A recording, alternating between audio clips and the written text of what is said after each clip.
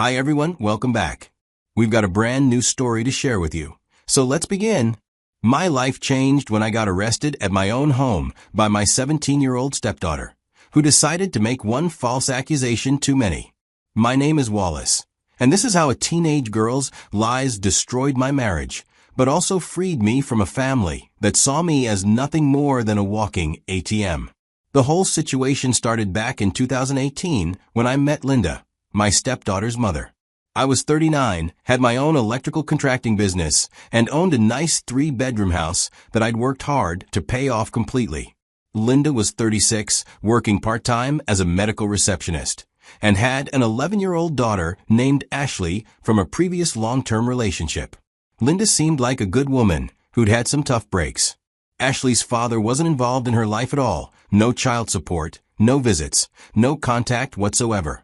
Linda was doing her best to raise Ashley alone while working just enough hours to qualify for health insurance, but not so many that she'd lose her housing assistance. When we started dating, I could see they were struggling financially, but I respected Linda's independence and work ethic. Ashley was a sweet kid when I first met her. She was quiet and polite, did well in school, and seemed genuinely happy when Linda and I started spending time together. She'd ask me questions about my work, wanted to know how electrical systems worked, and would help me with small projects around my house when they visited on weekends. After dating for about 1.5 years, Linda and I decided to get married. It made practical sense. I had a stable home and income, and they needed stability. Ashley was starting middle school and could benefit from living in a better school district. Linda could keep her part-time job for the health insurance, while I covered the major expenses. When we got married, Linda and Ashley moved into my house. The transition seemed to go smoothly.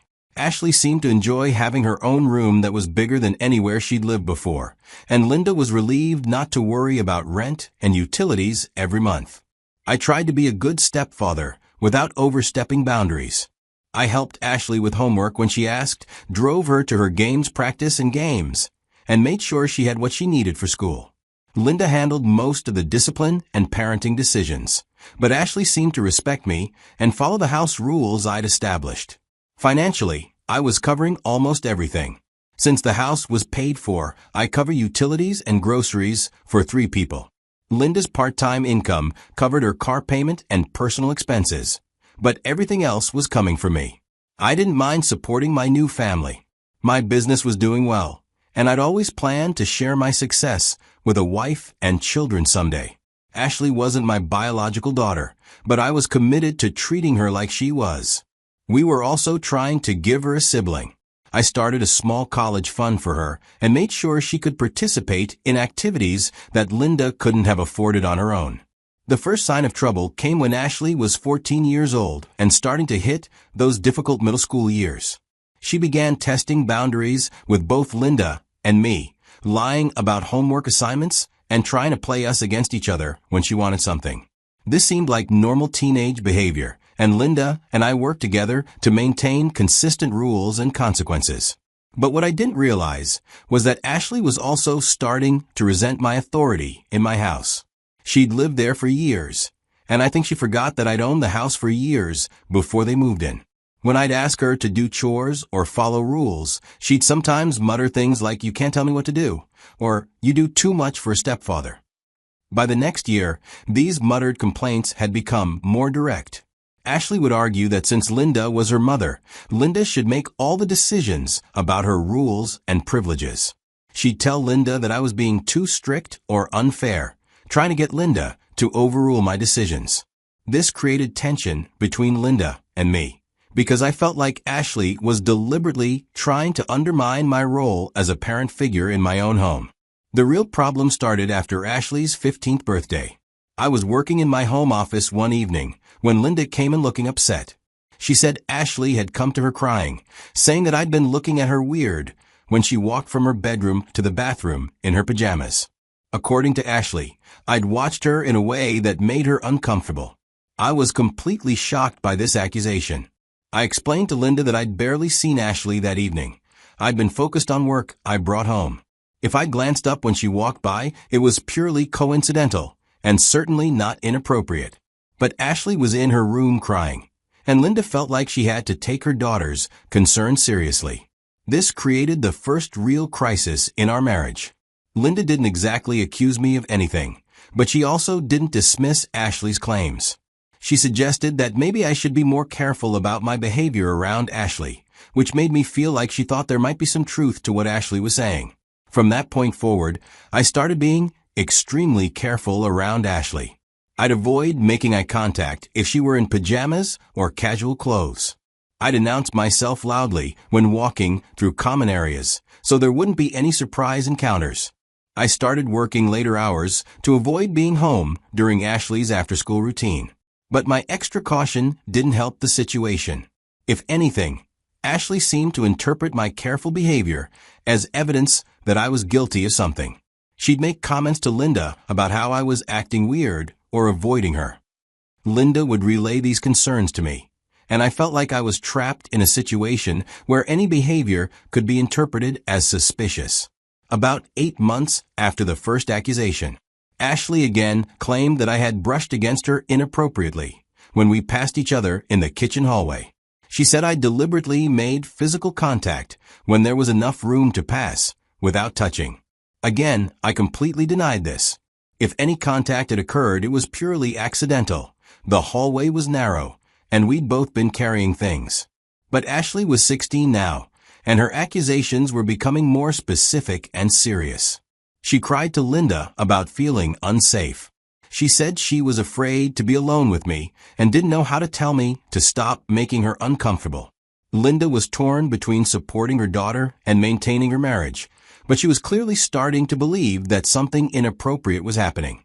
This accusation led to our first serious marital counseling session. Linda insisted we needed professional help to address the problems in our family dynamic. The counselor listened to both Linda's concerns and my denials, but the whole session felt like an intervention designed to get me to admit to behavior I'd never engaged in. I started installing security cameras in the common areas of the house around this time.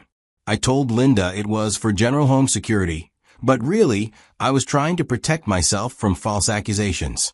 I made sure cameras covered the kitchen, living room, and hallways, anywhere Ashley and I might encounter each other. This hypervigilant behavior was exhausting and was destroying my relationship with both Ashley and Linda. Ashley seemed to enjoy the power she had over me. She'd make little comments about calling the police if I acted weird, and she'd use my fear of accusations to get her way in family decisions. I refused to be alone in any room with her. If Linda went to the store and left us both at home, I'd either leave the house myself or stay in my bedroom with the door open until Linda returned. Even the camera didn't save the situation, as Ashley made her third accusation a few months later, and this time she called the police. She claimed that I'd touched her this time inappropriately while she was doing homework at the kitchen table. According to her story, I'd come up behind her and placed my hand on her shoulder in a way that made her uncomfortable. And when she asked me to stop, I'd left my hand there for several more seconds and only removed it when she was shouting. 2 police officers came to the house that evening to take statements. I explained that I'd briefly touched Ashley's shoulder to get her attention before asking if she needed help with her homework, and that I'd removed my hand immediately when she seemed startled. The whole interaction had lasted maybe 2 seconds and was completely innocent. They took statements from all 3 of us. What I didn't know at the time was that this wasn't actually the 3rd accusation. It was the 4th. Ashley had apparently called the police about the previous incidents as well, but Linda hadn't told me about those calls. I found out later that there had been previous police reports I didn't know about, and the police had a file on our family dating back to Ashley's first complaint about me looking at her inappropriately. Ashley had been calling the police about me for over 2 years, and Linda had never told me about most of these calls. I was arrested that evening and spent the night in jail. The next morning, I was released on bond with a restraining order that prohibited me from returning home while the investigation was ongoing. I lodged into a hotel, then consulted with a divorce attorney because I was strongly considering separation from my wife, Linda, and her daughter, Ashley. The thought of divorce was a hard but necessary decision as I was starting to realize that my marriage might not survive this situation. My wife, Linda, was increasingly cold toward me even before this last situation, always questioning my motives and behavior. I wasn't going to make myself miserable by trying to make the marriage work. If I try to avoid being around, it will mean that Linda and I have no real relationship anymore, and Ashley will be getting the message that her false accusations were an effective way to control the adults in her life. Over the next 2 weeks, the police reviewed the security footage from my home cameras. The footage clearly showed that I never touched her like Ashley claimed. A clear timeline was established that proved Ashley's accusation was false. The district attorney's office subsequently declined to file charges and lifted the restraining order. I was told that the investigation had concluded and that I was free to return home. However, he also warned me that continued false accusations could eventually result in charges against Ashley for filing false police reports. During the time I spent alone, I'd made a decision about my marriage. The attorney had prepared divorce papers while we were waiting for the investigation to conclude, and I was ready to end this nightmare permanently. When I returned home, Linda opened the door and looked surprised to see me. Instead of welcoming me home or apologizing for what I'd been through, the first thing she said was, "Have you reflected on your actions?" She apparently still believed that I was somehow responsible for the situation, despite the security footage that had cleared me. Instead of answering her question, I handed Linda the divorce papers. She looked at them in shock, clearly not expecting this response. Before she could say anything, Ashley came running downstairs and saw what was happening. I decided to leave almost immediately. Ashley's reaction was immediate and extreme. She started screaming, "You can't leave us." But I don't care. I know they are in my house, but instead of trying to throw them out, I will let the court system do its thing. I would later find out why both my wife and stepdaughter were panicking when they saw the divorce papers. They realized what my leaving would mean financially. During the 2 weeks I'd been gone, the bills had been piling up because Linda's monthly income couldn't cover the household expenses. Linda had been trying to use credit cards to buy groceries, but the cards were already maxed out from previous financial emergencies. They had been praying for me to come home, not because they missed me or felt bad about what had happened, but because they needed my income to survive. The realization that they saw me purely as a source of money was both painful and liberating. It's clear that for years I'd been trying to build a family with Linda and Ashley, but they had never seen me as a husband and stepfather. I was just the person who paid for their lifestyle and absorbed Ashley's false accusations without fighting back. I don't know how, but as the divorce process started, Ashley texted me one night, begging as she realized I was serious about leaving. She offered to tell the police that she'd made mistakes and that I'd never done anything inappropriate. But it was too late for that kind of backtracking.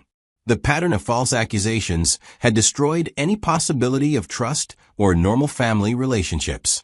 I couldn't continue living in fear of the next police call or the next manufactured crisis. Ashley had weaponized accusations of inappropriate behavior to control me and get attention, and I couldn't live with someone who would use such serious allegations as manipulation tools. I let my lawyer handle all communication with Linda and her attorney going forward. Linda hired a respectable attorney to represent her in the divorce, and she initially tried to argue for spousal support based on Linda's income and her years as a homemaker. However, the documented pattern of false accusations worked against Linda in the divorce proceedings. The court was not sympathetic to spousal support requests when the circumstances included repeated false police reports and a clear attempt to manipulate the situation for financial gain. I was happy that I wasn't tied up with Linda with any children. The divorce process took about a year to complete. During that time, Linda and Ashley had to face the reality of their financial situation without me. They had to move out of my house within 60 days because it was not considered marital property. Ashley lost all the things I covered for her, including the college fund I'd been building for her. Linda was forced to work full-time for the first time in years, but even with increased hours, she couldn't maintain the lifestyle they'd gotten used to while I was supporting them. They moved into a small 2-bedroom apartment and had to give up most of the luxuries that my income had provided. The final divorce settlement was straightforward. I kept my house and some other things. Linda received her personal belongings and monetary settlement, since that was what she wanted. Ashley lost all the financial benefits she'd been receiving from me. What struck me most during this process was how quickly Ashley's attitude toward me changed once she realized the financial consequences of her actions. She went from making accusations to begging me to stay and pay their bills. This confirmed that the accusations had never been about genuine discomfort or inappropriate behavior. They had been about control and manipulation. I've heard through mutual friends that Ashley has had behavior problems at school since the divorce. Apparently, the manipulation tactics she used on me don't work as well in other settings, and she's learning that most people won't tolerate being threatened or lied to. The whole experience taught me that some people will destroy relationships and families for short-term control or attention, without considering the long-term consequences. Ashley got temporary power over me through false accusations, but she ultimately lost the financial security and college opportunities that my support had provided. Most importantly, I learned that walking away from toxic relationships is sometimes the only solution, even when it means disappointing people who depend on you financially. Linda and Ashley had created a situation where I couldn't stay without risking my reputation, my freedom, and my mental health. Leaving was difficult, but it was the only way to protect myself from people who were willing to lie to the police to get their way. Sometimes, the people who claim to need you most are actually the ones who are most dangerous to your well-being.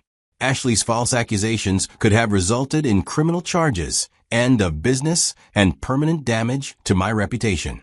The financial cost of divorce was much less than the potential cost of staying in a situation where I was constantly vulnerable to false claims.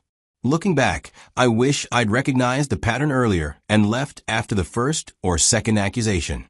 But I kept hoping that Ashley would outgrow this behavior, and that Linda would eventually see the truth about what was happening. Instead, the situation escalated until it became dangerous for me to remain in my own home. The security cameras that I'd installed to protect myself ended up being the evidence that saved me from criminal charges. If I hadn't had that footage, Ashley's final accusation might have resulted in a conviction and prison time. The investment in a security system was the best money I ever spent, because it provided objective evidence that contradicted Ashley's lies. Today, I'm grateful that Ashley made that final false accusation, because it forced me to make a decision I should have made years earlier. Her lies ultimately freed me from a relationship that was destroying my life and gave me the opportunity to start over with clear boundaries and realistic expectations about family relationships.